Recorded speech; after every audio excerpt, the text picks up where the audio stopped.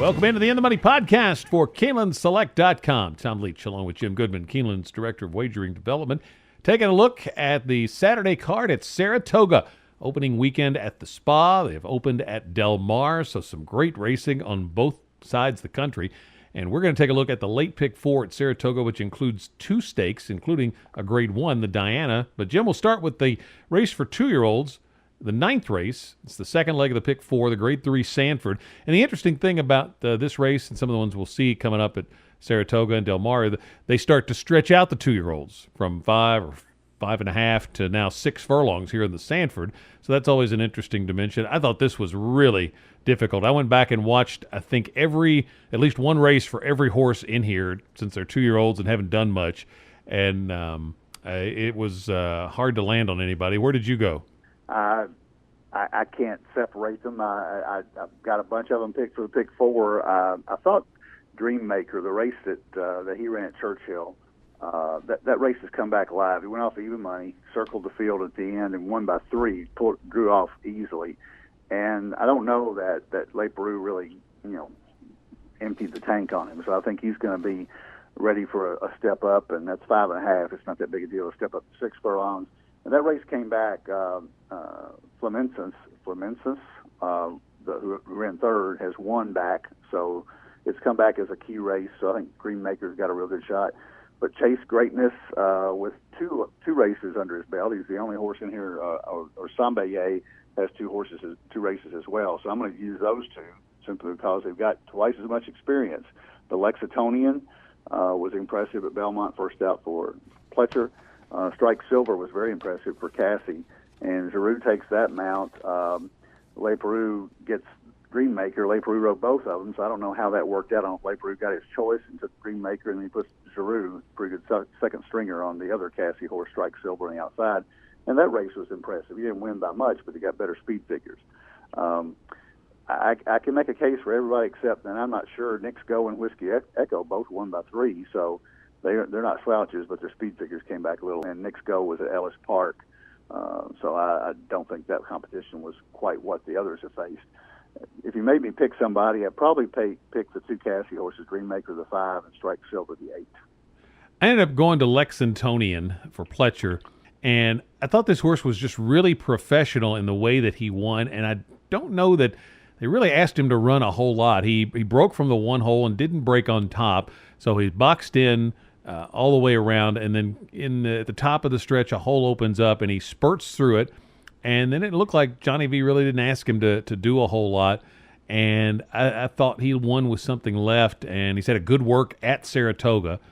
So with those factors, I ended up going to this horse, one of the 2 Pletchers in here, Lexingtonian, the Calumet horse, just on how professional he was first time. I like both of the Cassie horses. I like Strike Silver maybe a little better. I went back and watched that race, and he did win just by a small margin, but that was an even money Asmussen horse that he beat, and on the gallop out, he opened back up.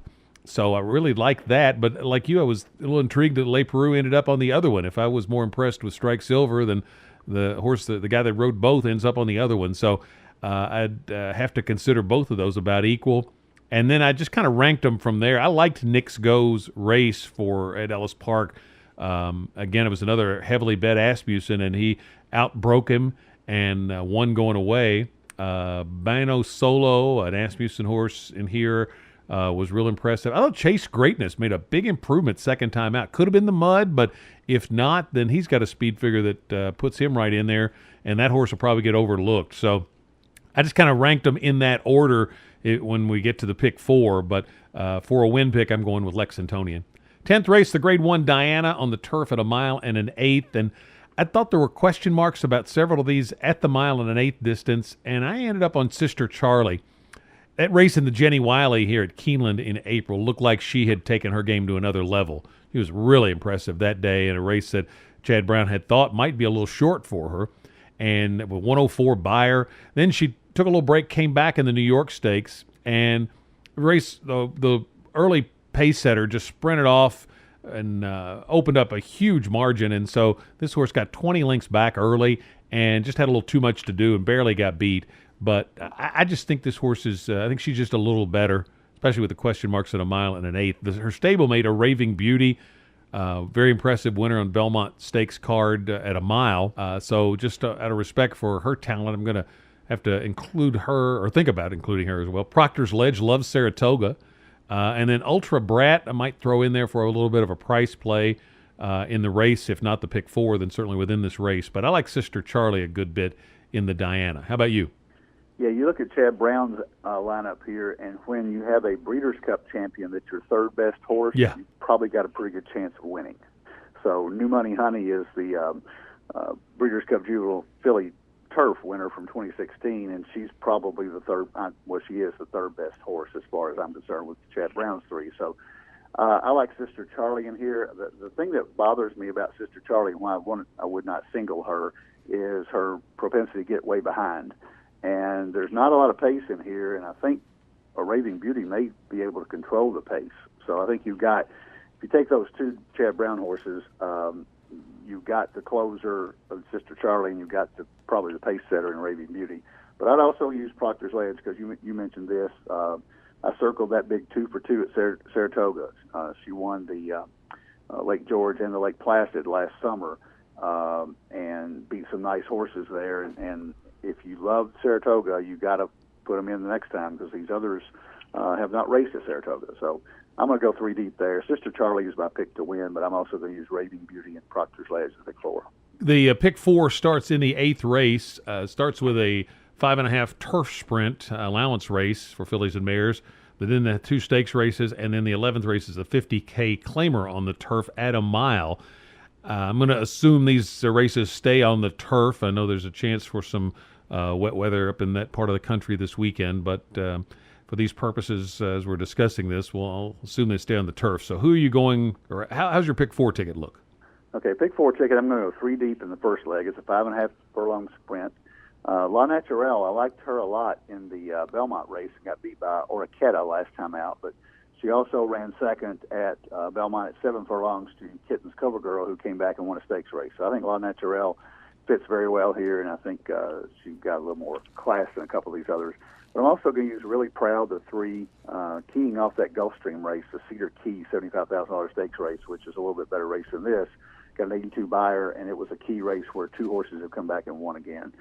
And then the 6-horse Conquest Tisfire, again, keying off a Belmont 6 furlong race, and she may be the controlling speed here. So I'm going to use 1, 3, 6 here.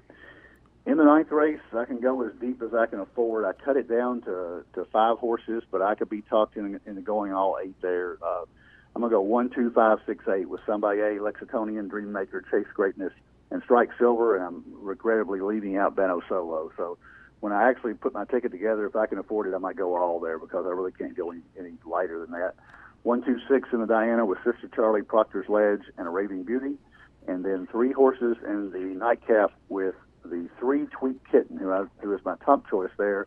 Also very consistent races at Gulfstream and Keeneland, going back to 15 and 16, 2-year layoff at Keeneland this spring, and almost won an allowance race and came back and had a bad start at Churchill, so I'm going to give her another shot.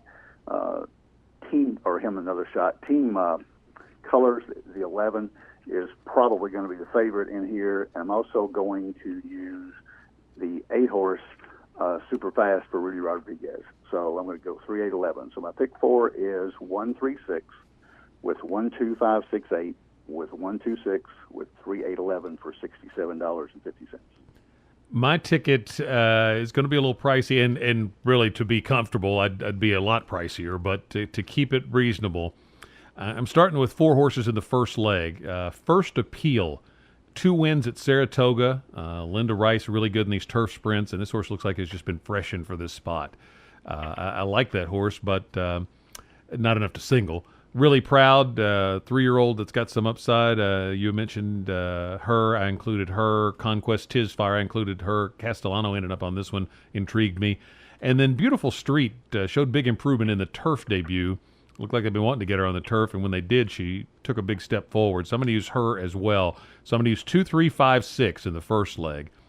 To keep the ticket affordable, I'm going to restrict it to 3 in the Sanford, and I'm not real confident, but I'm going to take 2, 5, 8, which is Lexingtonian, my win pick, and the 2 Cassie trainees. But I'd like to go all. I'm like you. to keep the ticket affordable, I'm going to single Sister Charlie. But I will say if you want to double the price of the ticket, you could add a Raving Beauty. But to keep the ticket affordable, I'm going to single Sister Charlie. And then I want to go 6 deep in the last race. So I really don't have a strong opinion. My win pick is Super Fast, one of the ones you mentioned. The second off a short layoff for Rudy Rodriguez. And I like that Bravo stays on after the race last time. I like Marengo Road and Monster B. Hieroglyphics I want to include, and then a couple that you mentioned, Team Colors and Tweet Kitten.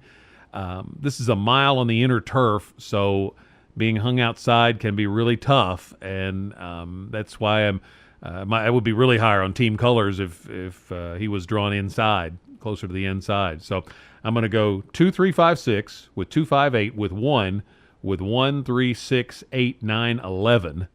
And then, like I said, if you've got the budget to double it, you could add Raving Beauty in the Diana, because it's not like think Sister Charlie is a cinch, but just trying to keep the ticket reasonably priced. And it's typically a tough sequence there at Saratoga. We'll be back with another edition of the In the Money podcast, either Saratoga or Del Mar next week. For Jim Goodman, I'm Tom Leach, and this is the In the Money podcast for KeenelandSelect.com.